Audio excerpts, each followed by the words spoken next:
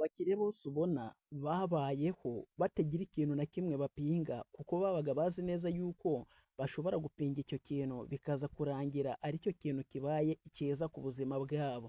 Urareba yino ni puwavuro imeze neza, ku muntu wayisukiriye akayuhirira neza ikera gutya mw'ubu buryo, ni ukuvuga ngo uramutse ufite umurima wazihinzemo zikera gutya mw'ubu buryo, uba ufitemo amafaranga menshi. Ni ukuvuga ngo ntihakagire ikintu na kimwe usuzugura, dore ikintu cyose ugiye gukora ujye ugikorana umwete kugira ngo ahazaza uzabe ukirigita ifaranga riturutse ku kintu ushobora kuba abantu batarigeze bahereza agaciro mu buzima bwabo.